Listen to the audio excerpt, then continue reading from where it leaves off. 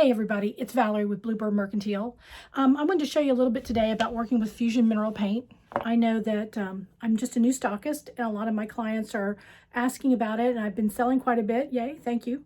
And I wanted to just show you how it works a little differently if you've been using some of the different chalk type paints on your furniture.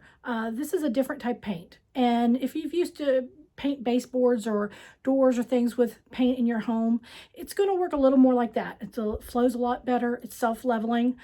You can't overwork it. I mean, as far as you can overwork it, but you don't want to overwork it. So that's one of the things I want to show you today. So you're just used to, it's a different product with a different application, and you'll get better results if you can do some of these things. So let me show you here. I'll tilt you down and we'll apply some different paint. And I'm also going to show you different brushes. These are old brushes that I've already used. I didn't want to show you a brand new brush. I just wanted to show you how different brushes are going to give you different finishes. Old brushes that haven't been taken care of, yes, I'm tattling on myself, are going to not work as well as a nice new brush. But you don't have to buy a new brush every time that you paint something. Although, honest to goodness, sometimes I do throw away brushes after I'm done if I've really mashed them up a lot. So I also want you to know that a lot of times we're used to using water, a lot of water with some of the thicker paints on furniture painting. And even I'm used to dipping my brush into a tiny bit of water just to kind of get the bristles moistened. And I found is that I really don't need to do that with Fusion. So dip it in. You're better off if you pour this into another container so you don't contaminate your paint. I'm doing everything. I'm like the kid who the mom says, do this, and I do the other thing. Didn't mean to, sorry. But so you dip in there, get a generous amount on your brush. You don't want to overwork it. So when you put this down, brush, oh, you're not seeing me well there. Brush it on, leave it. Get more paint, go beside it, brush it on, turn it over. One light stroke across to even out, one light stroke across to even out, and bring it from the edges lightly. Wipe your edges. I've already gone over this more than I'd like to go over it. Just let it set. The more paint you can load and go in one long continuous stripe, the better. I'll show you coming back from this angle.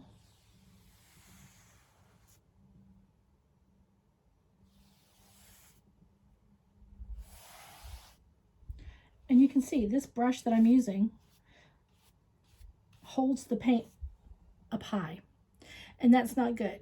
You want to load it, but you want it to flow off the ends of the brush. Because it doesn't do that, you have to press harder, and you're going to get more brush strokes. So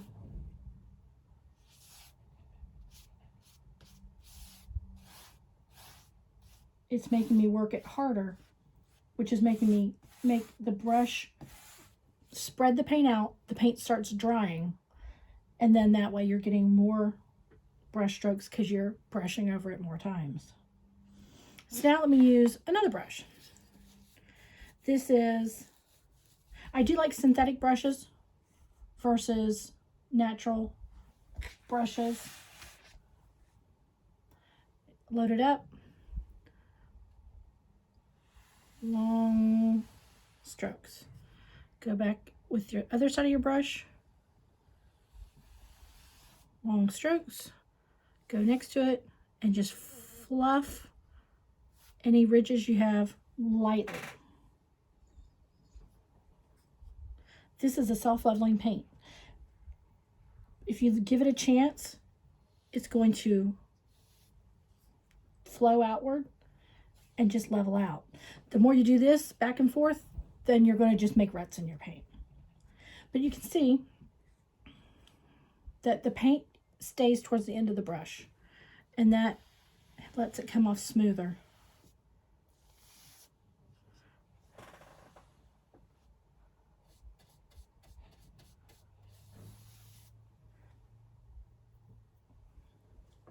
And just Be patient. Be patient. Let it dry. Go back over it with another coat.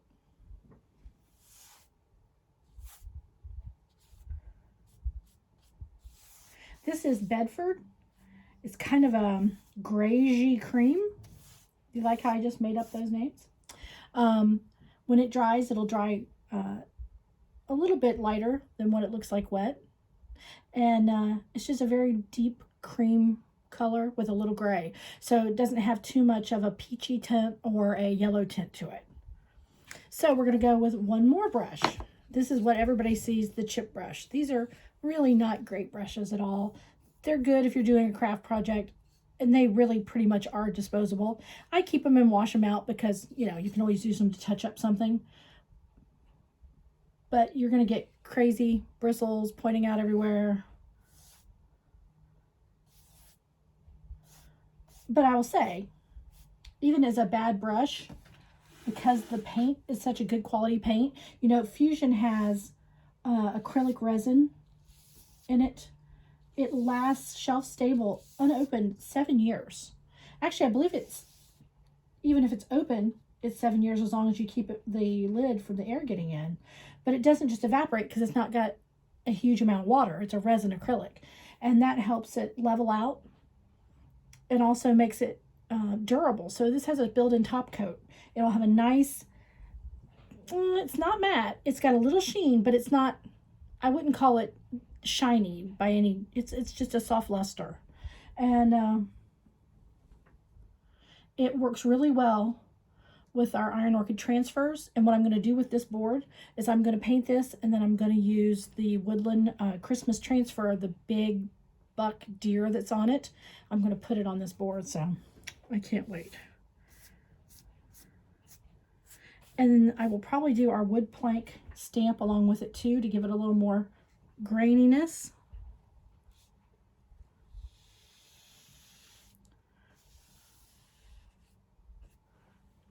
But I'm not going to go back and forth, back and forth, back and forth.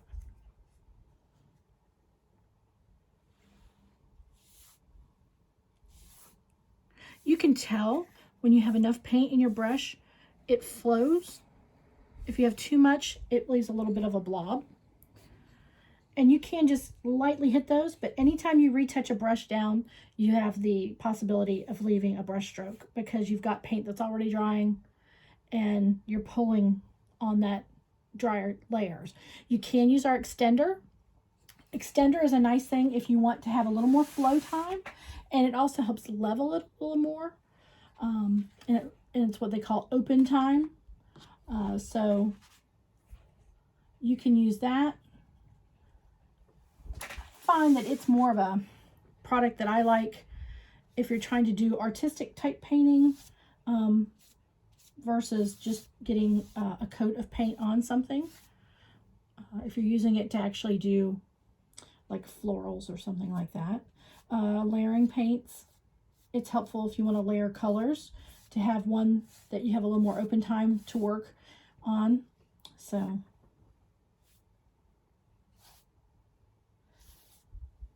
and once this is dry, because that's on raw wood, I'll probably go back over and do another coat, but I don't think I'd have to because I've kind of done a start and stop trying to show what it looks like if you overwork it. See, I'm going to do this right here. I don't know. You probably can't see me.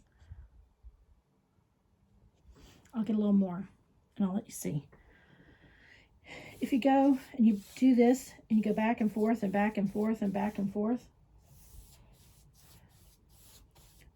then you're thinning out your paint and it's starting to dry. So every streak over, you're taking something that's, you know, micro drying and pulling that surface of dryness off, and that creates brush strokes. So you want to be very careful and not go back and forth a lot. Because that's nice. Because the way I'm painting here today, I'm not getting a full run that I normally would and then come back from the other edge to flare it in.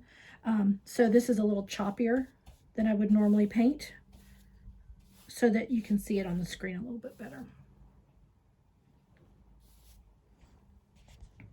But I don't know if you can catch, like, right here, it looks like there's a brush mark, and it's actually a sanding seam on the wood. But I wouldn't worry about brush strokes per se as much as I would be concerned with runs. And if you put water on this, on your brush, like you're used to sometimes with other furniture painting techniques, you'll probably see runs. I wasn't prepared for that to happen, and I had a lot of water come off. I mean, just a tiny drop, and it really did dilute my paint too much. So you don't need the water on your brush. I think that it dilutes the paint. Some people do use it. I find that it's not really needed. And if you think about when most people are painting houses, painting baseboards and doors, they don't go and dip their brush in water. Usually they just open the can and start painting. So it's kind of the same theory on this as well. But hopefully you can see where it's drying. It looks streaky. It looks like there's brush marks. And that a lot of that isn't truly a brush mark. It's just different dry times on the paint. So be patient, put a coat on, don't go back and forth a bunch of times, and let it dry. If you find there's a few ridges here and there, get some fine sandpaper, sand it just so you see dust, wipe it down with a damp, if you can do a lint-free cloth, but even a paper towel, wipe it down and make sure that it's grit-free. There's no sand left on there. And then when you start, do the same process again. Start from the edge, come as far as you can, dip more paint, come from the other side. So I've painted myself in a corner, which, you know, I probably would do in real life too. So I get kind of excited, just start going and then go, oh, wait. But see, you just load your brush and go as far as you can until you start feeling resistance. Come back, get any of the excess that's right there, and that's it. Don't overwork it. Dip, go right next to it. I'm trying to keep from laying down on top of this board and getting paint all over me. At least I wore a shirt that was the same color. And just feather back in. Go back over if you see, I saw some bubbles there. And I see a little light spot there. And that's it. I'm not going to go back and forth. My tendency is going to be want to go. And that's when you get brush strokes. It's not so picky that you have to worry about every single stroke of the brush that you do. But just be mindful. The more times you go back and forth, the more you drag that drying coat back and forth, and you're leaving little micro ruts from the brushes. So once you realize to just let it be a little zen with your paint, then you'll realize that it really will do a lot of work for you. So I'm going to let this dry, and then when I go to put a second coat on, I'll show you guys if there's any sanding that I need to do, and then we'll get the top coat on. Thanks a lot. Bye.